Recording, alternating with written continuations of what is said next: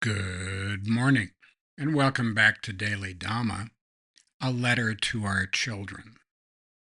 Today is September 3rd, and our reading is Anger. There is no more stupefying thing than anger, nothing more bent on its own strength. If successful, none more arrogant; if foiled, none more insane. Since it's not driven back by weariness even in defeat, when fortune removes its adversary, it turns its teeth on itself. And that's Seneca on Anger 3.1.5. Anger is what fear looks like when it's trying to hide. We lash out lest others discover our ignorance, guilt, or complicity. Sometimes, if we're beside ourselves with rage, we've found watching 15 minutes of the I feel good prank, or maybe fainting goats, will put things in perspective. But that's just us. In our opinion, it would take a heart of stone to keep stern in the face of that. In that case, it might be we're taking ourselves entirely too seriously. That's worth a wee ponder.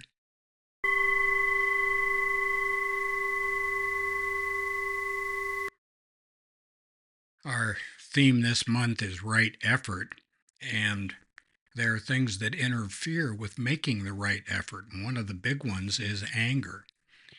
When we're pig biting mad about something, and we're stumping around and we're having conversations in our head with people who aren't in the room, aren't in the same hemisphere, maybe aren't even on Earth, there's a pretty good chance that we've gotten caught up again in an obsession.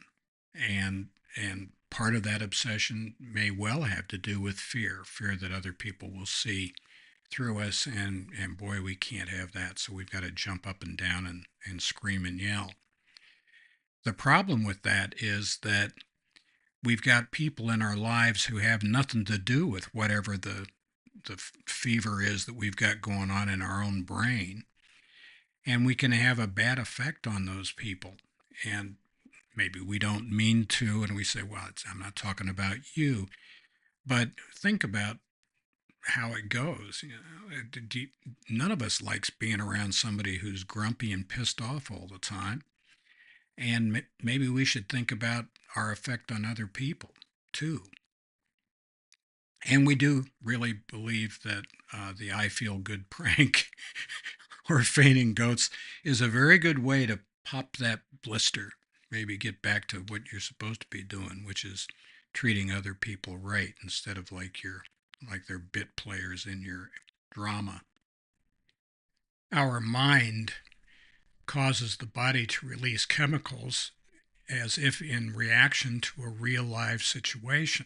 And these chemicals include cortisol, which is a stress hormone, and adrenaline, which is really epinephrine, the fight or flight reaction, norepinephrine, which is the same thing, only a little bit different, testosterone, which results in an increase in aggression, and lower levels of serotonin, which is usually a damper on rage and ranting and jumping up and down. And all of this is complicated by the release of dopamine, which is the feel-good, the pleasure reward chemical that makes us into addicts for whatever it was that preceded the release of the dopamine. Meditation helps us calm our mind and tame our heart. So happy trails to you until we meet again.